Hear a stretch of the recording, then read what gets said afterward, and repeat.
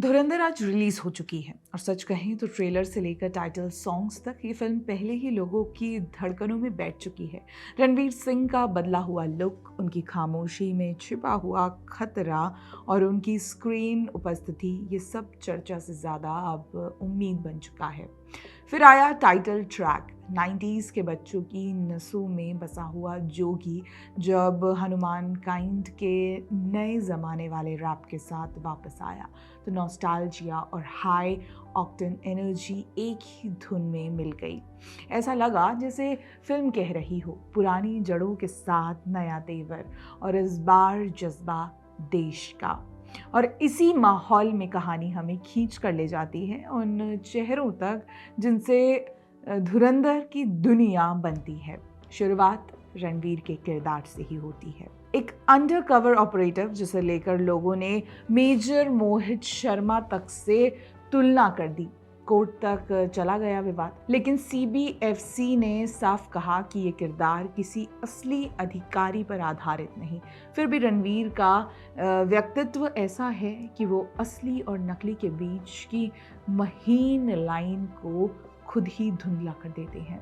उनकी आंखों में वो बेचैनी है जिसे सिर्फ वो लोग समझते हैं जो नियमों की किताबें नहीं पढ़ते, उन्हें तोड़ते हैं और दोबारा लिखते हैं। इसके बाद कहानी हवा बदलती है।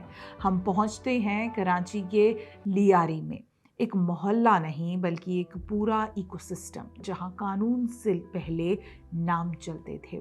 इसमें सबसे ऊंचा नाम था रहमान डकैत। अक्षय खन्ना का ये अवतार सिनेमा का नहीं इतिहास का लगता है। सड़कों पर खुलेआम किए गए हमले, पब्लिक के बीच संदेश देने की उनकी सनक और एक अजीब सी रॉबिन हुड छवि जिसने लियारी को 2 हिस्सों में बांट दिया, जिनके लिए वो रक्षक था और जिनके लिए मौत का दूसरा नाम।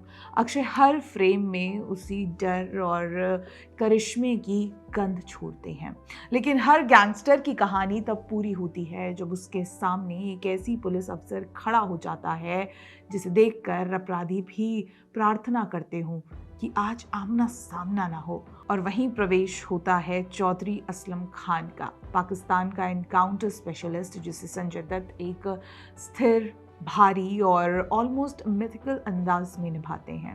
उसकी लड़ाई सिर्फ अपराध से नहीं थी बल्कि उस सिस्टम से भी थी जो कई बार उसी से डरता था। कई हमले झेलने के बाद आखिरकार वो 2014 की एक धमाके में ख़त्म हो गया, लेकिन उसकी कहानी आज भी फाइलों और ज़ुबानों में जिंदा है। और फिर आता है फिल्म का सबसे अंधेरा, ठंडा और ख़तरनाक चेहरा, लियास कश्मीरी। अर्जुन रामपाल इस किरदार को ऐसी चुप्पी और तीखी मौजूदगी देते हैं कि स्क्रीन जैसे एकदम स्थिर हो जाती है। ये आदमी सिर्फ आतंकवादी नहीं था, वो रणनीति का उस्ताद था जिसकी सोच कई देशों के लिए सरदर्द बन चुकी थी। उसकी परछाई फिल्मों में भी उतनी ही भारी महसूस होती है जितनी वास्तविक दुनिया में थी। इन सबके बीच खड़ा है एक भारतीय चेहरा, अजय सन्याल यानी आर माधवन। शांत, सूक्ष्म और 2 चाल आगे चलने वाला दिमाग। एक ऐसा किरदार जो साफ तौर पर अजीत डोभाल से प्रेरित है, जिसकी सोच युद्ध को गोलियां नहीं जानकारी से जीतती है। माधवन का ये रूप फिल्म को उसका भारतीय स्पाइन देता है, वो बिंदु जहां सारी कहानियां आकर एक दूसरे को छूती हैं। बहुत बहुत धन्यवाद।